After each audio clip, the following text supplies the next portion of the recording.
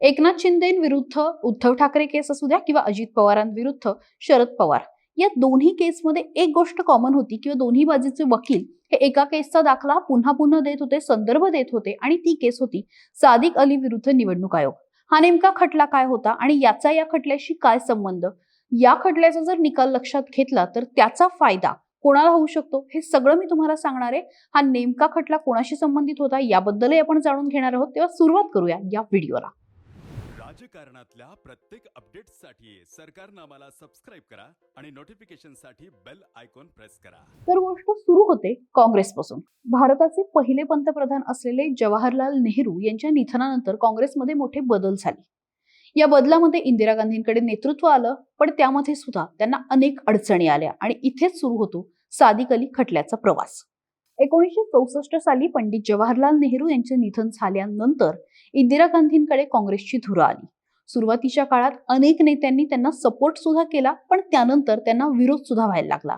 इंदिरा गांधींच्या नेतृत्वाचे सुरुवातीला गोडवे गायले जात होते, पण त्यानंतर त्याच इंदिरा गांधींच्या विरोधामध्ये एक मोठी फळी काँग्रेसमध्ये तयार झाली. इंदिरा गांधी या नेत्यांशी न बोलता, त्यांचे सल्ले न घेता निर्णय घेतात असं त्यांच्याबद्दल बोललं जायला लागलं आणि त्यांच्याबद्दल एक नाराजी तयार व्हायला लागली. इंदिरा गांधी या मनमानीने कारभार करतात असं सुद्धा बोलायला लागले आणि त्यानंतर काँग्रेसचे ज्येष्ठ नेते विरुद्ध इंदिरा गांधी अशी एक लढाई सुरुवात झाली. त्यांचे खटके उडायला लागले, मतभेद सुद्धा निर्माण झाले. पण या सगळ्याला कारणीभूत ठरली ती म्हणजे राष्ट्रपती पदाची निवडणूक. काँग्रेसकडून इंदिरा गांधींचे कट्टर विरोधक असलेल्या नीलम संजीवा रेड्डी यांना उमेदवारी जाहीर करण्यात आली आणि इथेच खरं तर विरोधाची पहिली ठिणगी पेटली. रेड्डींची उमेदवारी काही केल्या इंदिरा गांधींना मान्य नव्हती. त्यांनी त्यावेळेचे उपराष्ट्रपती असलेल्या व्ही गिरींना अपक्ष उमेदवार म्हणून उमेदवारी दिली.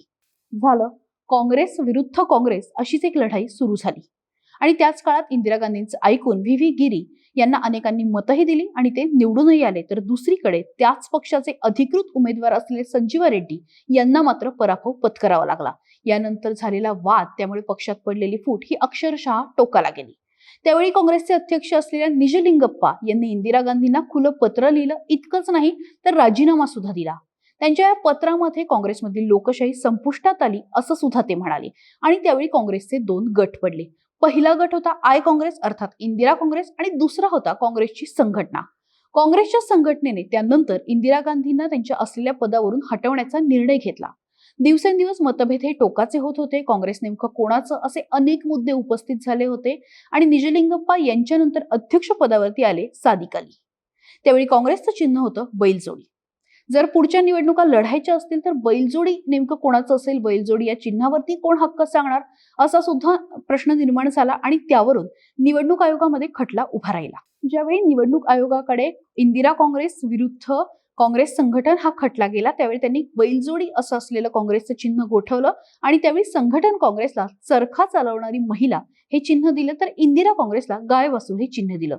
झालं 1971च्या निवडणुका लागल्या. इंदिरा काँग्रेसनी गाय वासरू या चिन्हावरती प्रचार केला, तर दुसरीकडे काँग्रेस संघटनेने त्यांना दिलेल्या चरख्याच्या चिन्हावरती, चरखा चालवणाऱ्या महिलेच्या चिन्हावरती प्रचार केला आणि त्याच वेळी इंदिरा गांधींना भरघोस यश मिळालं. तर दुसरीकडे संघटन काँग्रेसच्या अनेक नेत्यांना मात्र पराभव पत्करावा लागला.